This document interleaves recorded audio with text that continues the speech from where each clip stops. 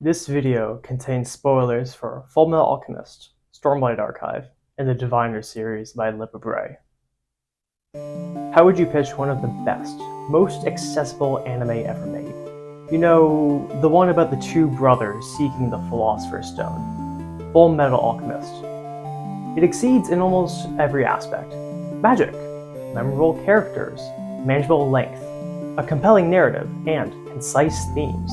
Hiromu Arakawa's masterwork earns every bit of praise. And with multiple adaptations, including that one spin-off which is so crazy it deserves its own video, there is much to enjoy. But again, how do you recommend it? To me, Fullmetal Alchemist Brotherhood is not just a good anime, but has easily sat in my top 5 for nearly my entire life. What can I say? My dad was a weeb in the 90s, so I was exposed at an early age. Fullmetal Alchemist is not just good in the ways that other anime can be. It scratches an itch deep within my brain in a way few topics do. The way that the elements of the story and universe transmute into one another, plucking one narrative thread, ripples outwards into the whole history of the world. In Fullmetal Alchemist, the narrative is the lore, is the magic system.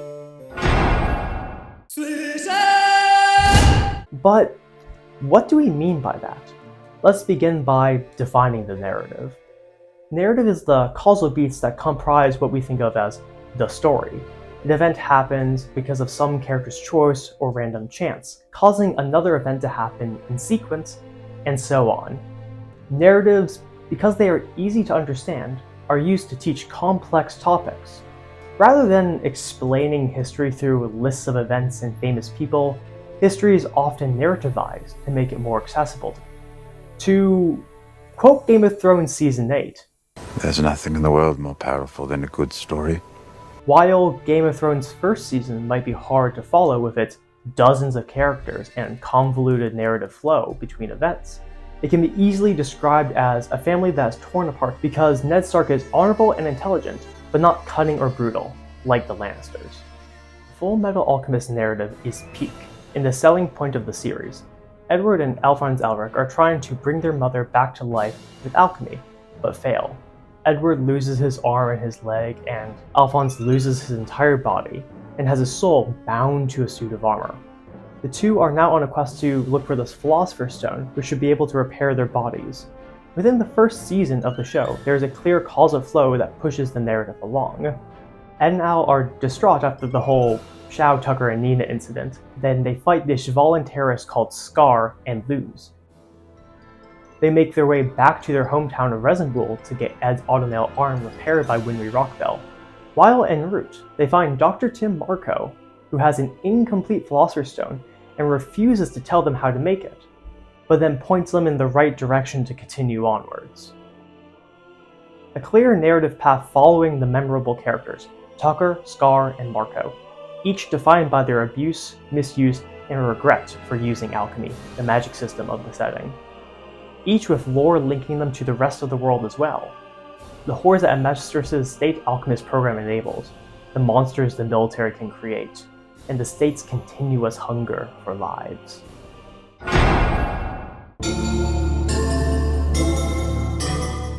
Lore can be harder to define as it treads the line between narrative, what happens in the story, and world building. Lore can be defined as the background information that makes up the setting. Confusingly, the stories that are told before the main narrative can be described as lore. In Game of Thrones, Robert's Rebellion is lore, while the War of the Five Kings is narrative. Lore is an essential part of storytelling. It builds up our baseline understanding of how the world works and how it's different than our own. Narratives then rely on this context, these pre-existing conditions, to move characters through the story in understandable ways. Lore makes a setting make more sense. In Warhammer 40,000, our understanding of the setting is forged through a complex amalgamation of stories, tabletop mechanics, and codex entries. To a fan of 40k, the setting is almost nothing but lore. The Horus Heresy novel series includes sweeping narratives providing context for the entire setting and how the Imperium came to be the way that it is. While the Horus Heresy and Siege of Terra are depicted in novels currently in development, these events are ancient history by the time of the 41st millennium and the era Indomitus. Scars and set dressing that cannot ever be divorced from the contemporary happenings. The lore of the setting informs the narrative.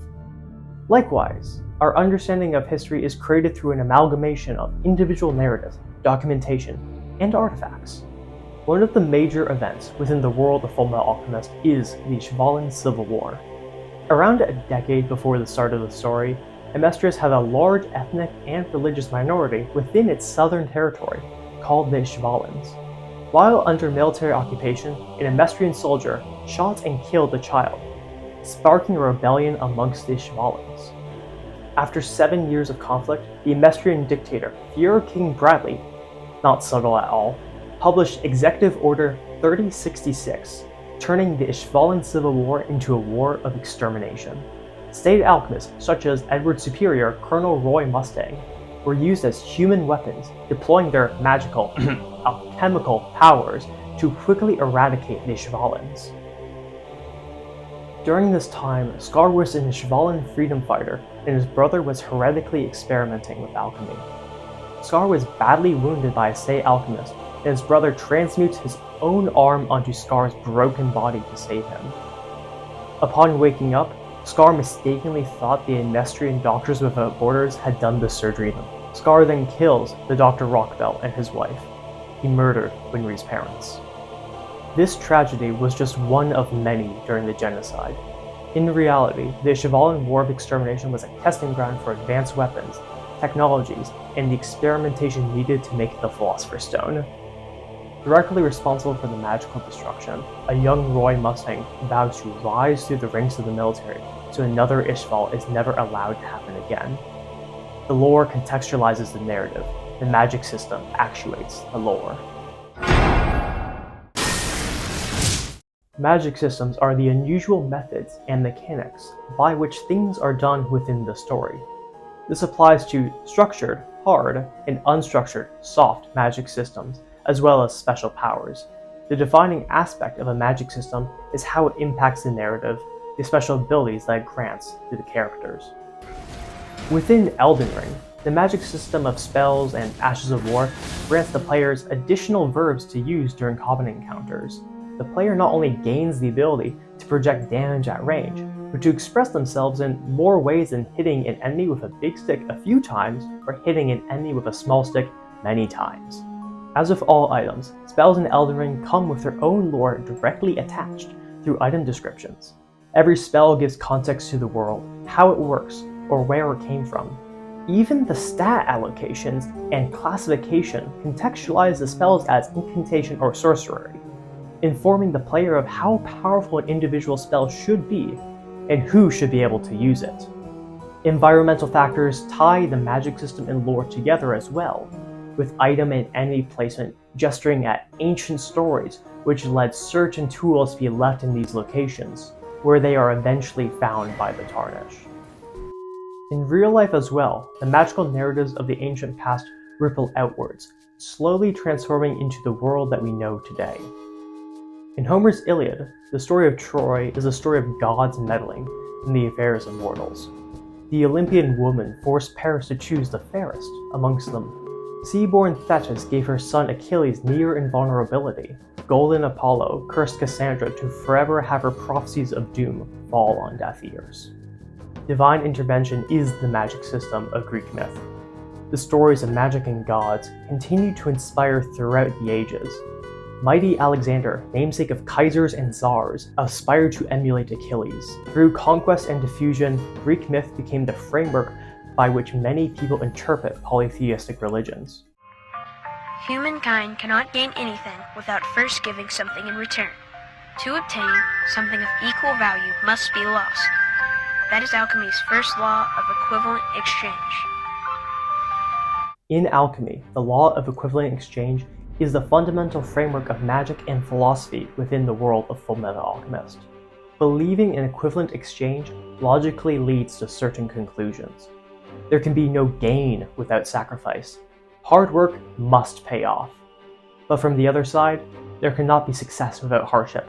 Net gains are impossible. Near the end of the first season, after spending days decoding Dr. Marco's notes, Ed and Al finally discover the method used to make the Philosopher's Stone: human lives. The stone does not get around equivalent exchange, instead using the souls of sacrificed people to power transmutations. Their findings validate their framework. There is no escaping equivalent exchange. Power begets power. Something cannot come from nothing. Ed and Al vow to find another way to restore their bodies, one that does not include the Philosopher's Stone. But just because the framework, built through narrative, lore, and magic, is right in some ways, does not mean that it's perfect. If it's all equivalent, if lives are just power, if men are meat, aren't the villains justified? Simply said by Edward in the first episode of Brotherhood. The laws of alchemy don't justify murder. As the series continues, insights into the magic system, lore discoveries, and narrative change the framework for viewing the world. Brandon Sanderson's Stormlight Archive also ties narrative progression, lore, and magic together. In the first book, The Way of Kings, the main characters have individual struggles. Kaladin tries to survive his time in slavery, while unknowingly becoming a Windrunner. Shallan prioritizes getting apprenticed to Jasnah to steal her Fabrian. Dalinar struggles against the need to lead, while receiving eldritch visions of the ancient past. These characters, defined by their past, pushed by magic, develop their own frameworks for viewing the world. Kaladin sees everything as a struggle between Dark Eyes and Light Eyes. Shallan accepts deception as a tool to reach her goals. Dalinar places honor above all else. As the series progresses, the world becomes more magical and the lore of the ancient past is uncovered. The characters are forced to reevaluate their frameworks. Now, Stormlight Archive is complicated, so prepare for a lot of naps. Journey before destination. The coming of the Everstorm. The uprising of the enslaved Parchment into the Fuse. The revelation of humanity's interplanetary past completely upends people's understanding of the lore. Dalinar is forced to reconcile his identities as the honorable King of Eurythero and the murderous warlord Blackthorn, while working to confine Odium into a contest of champions. Shallan finally breaks from the Ghostbloods and reconciles her multiple personalities by facing her past. Kaladin overcomes the binary through which he sees the world, and vows to protect even those he hates. By the end of the 5th book, the relationship between the Heralds, the breaking of the Knights Radiant, and the death of Honor is revealed. This insight recontextualizes each of the characters' frameworks and drives them to change again. After he can no longer fight, Kaladin seeks victory through healing immortal pain. Shallan accepts that she was not responsible for the death of her mother. Dalinar renounces his oath to honor, destroying the magic that bound Odium to Roshar, and in doing so, alerting the rest of the Cosmere to the evil god. Over the course of Fullmetal Alchemist Brotherhood's 4th season, the full truth of the world becomes bare. Multiple Philosopher's Stones were created and used during the Ishvalan genocide. The State Alchemist program was created not only to supply the military with a magical advantage, but to cultivate powerful alchemists to be used as human sacrifices. The main villain, called Father, is a clone of Ed and Al's own dad, Hohenheim. The two of them, Hohenheim and Father, are immortals, powered by twin Philosopher's Stones created centuries ago by the sacrifice of an entire kingdom.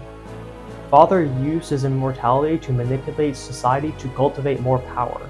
In an effort to stop him, Hohenheim walked out on his own family. Ed and Al then tried to bring their mother back, putting them on the path to finding the Philosopher's Stone, to uncover the horrors of Ishval, and the immortal puppeting the strings of the entire nation.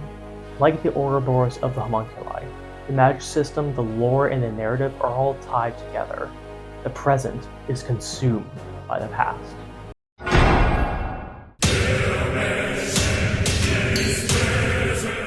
The Diviners by Libba Bray is a 2012 young adult historical fantasy novel set in 1920s New York. Hear me out though! The first book mainly follows Evie O'Neill, a headstrong, flirty flapper, in a colorful cast of various other young adults, such as Sam Lloyd, who's a pickpocket, and Memphis Campbell, a runner for a local crime boss. Hear me out though! first book focuses around the ghost of the racist serial killer, Naughty John Hobbs, who continues to murder people after his spirit was summoned by a Christian occult society. But wait, hear me out. Evie O'Neill and the other protagonists develop psychic powers which they use to fight ghosts.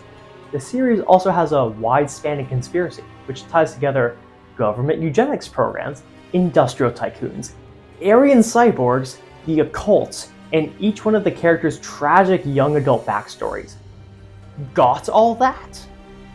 I love this series. Very early on, questions are asked, and their answers drive deeper into a warren of rabbit holes. What happened to Evie's older brother? Where is Sam Boyd's mother? What do the psychic visions have to do with anything? What's in that bird? What does this have to do with the two men in gray suits that are following the party, and the locked safe full of documents within Evie's uncle's office? While the interweaving of the lore, the narrative, and the magic system is masterful, the framework created by the text is poignant. The simplest way I can put it is that Bray gets it. She didn't include a state fair tent handing out pamphlets on the wonders of eugenics for shits and giggles. Now, as someone who's, let's say, done his research, this shit was fascinating to me when I first read it in 2023. Diviners was recommended to me as a fun YA novel, and I struggled with the first bit of it. But once the book started mentioning the racism, I realized just how sauced it was. Libba Bray's insight into the systemic forces at play is the type of understanding that only comes with a lot of research. Ghost or no, Bray does not shy away from the very real evils and injustices of 1920s America. The eugenics movement was quite real, as were those chilling light-up boards at state fairs, ditto to the Fitter Families for Future Firesides, the KKK, the Chinese Exclusion Act, and the Immigration Act of 1924, and the Pillar of the Fire Church. Often the monsters we create in our own imagination are not as nearly as frightening as the monstrous acts perpetrated by ordinary human beings in the aim of one cause or another. This lore, these real-life evils, mesh with the narrative and themes of the story. The dark history of eugenics and racial prejudice continue to affect us today. The talking points employed by racists, such as discussion about IQ points or criminality, are nearly identical to those made a century ago. So-called free thinkers come to the exact same hateful conclusions as the uneducated masses that they pretend to be above. They do this while ignoring all the contrary evidence. As noted by a certain 20th century leader, why do we call the whole world's attention to the fact that we have no past? Isn't it enough that the Romans were erecting great buildings when our forefathers were still living in mud huts? All we prove by this is that we were still throwing stone hatchets and crouching around open fires when Greece and Rome had already reached the highest stage of culture. This time, the magic they use is money. Rhetoric, powered by dark money, is used to construct false narratives based on fabricated lore. The powers that be will overwrite the culture and history of the people in order to further their own ends or capital interests. It is no surprise that the main villains of the entire Diviners series are an evil entity empowered by the horrors wreaked on America and an industrial leader, driven by the promise of power and a spurned love. Links between the world and fictional lore are not limited to modern novels. In the ancient Mesopotamian epic, Gilgamesh travels from his kingdom to a western cedar forest and crafts himself a boat to travel over a poison sea. While this may seem overly fantastical to a modern reader, consider that Mesopotamia was situated in much of modern-day Iraq. A great poison sea could reference the salt water of the Mediterranean, and the cedars mentioned in the story were most likely the native Lebanese cedar forests. Today, the Kadisha Valley in Lebanon is also known as the Forest of the Cedars of God. It has the honor of being a UNESCO World Heritage Site. Oh, and Troy existed too. Back in the 1800s, a German archaeologist named Heinrich Schliemann took up the search. During this time, the Venn diagram of sneering imperialist, grave robber, and archaeologist was nearly a circle. Using a friend, a trusted copy of the Iliad, and explosives, Schliemann discovered several buried cities. Only one of them was Troy, but not even the one that he thought. Modern archaeological methods are much more capable of preserving uncovered historical sites, solidifying the link between mythic legend and our own real-life lore. This new understanding, of course, changes our frameworks. Near the end of Fullmetal Alchemist, it is revealed that Hohenheim has spent the past few centuries conversing with hundreds of thousands of souls within his own body, proving that human lives are more than just mere energy. It is possible to put in more than you receive. After beating Father with the friends they gained along the way, Ed and Al changed their belief on equivalent exchange. If we received 10 and gave back 10, everything would be the same. If we received 10, we add an extra and give back 11. It's very minor, but it's a new rule my brother and I came up with.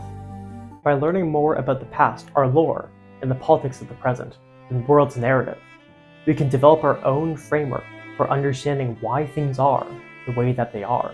Like the protagonist of Stormlight, we can reshape our beliefs. Like the Elric brothers and the Diviners, we learn how entwined magic and money can be, and that we are stronger together. We can seek to overcome the whims of the rich and powerful that spend lives like cash. Big business, captains of industry, oligarchs, all of them lords, protect themselves by dividing others. They want the Emestrians and the Shvalins, the humans and the singers, black and white, to hate one another. They want you to blame your struggles on another, to focus on the enemy within instead of the enemy above. The rich, the politicians they paid for, will overwrite the history of the land and its people just to make a quick buck by selling it back to you. I don't like stories where the lore is the narrative, is the magic system, just because they're good. I like them because they force me to think about things. They give me the imagination to see how all things are tied together, the way history ripples outwards towards the present, how the flow of capital dictates politics and the narrative of the world. The ultra-wealthy are the most powerful sorcerers to ever have lived, but the alchemical ability to change the world, to transmute it from one thing into another, comes from the soul. Okay, so first of all, thank you so much for your response to the Dawn of the Age of Twilight video. I am still completely blown away by it, and I am so grateful for all of your continued support and your interest in the video. Thank you for watching. Like many others, I read Brandon Sanderson's new book, Wind and Truth, back in December, and I just had to talk about it. But I mean, why not also talk about several other things? So while I'm working on the next video, do the same stuff, like and subscribe, and I hope you enjoyed this one. And again, thank you for watching. Things are kind of crazy in the world right now, but the same applies. Stay safe and live well.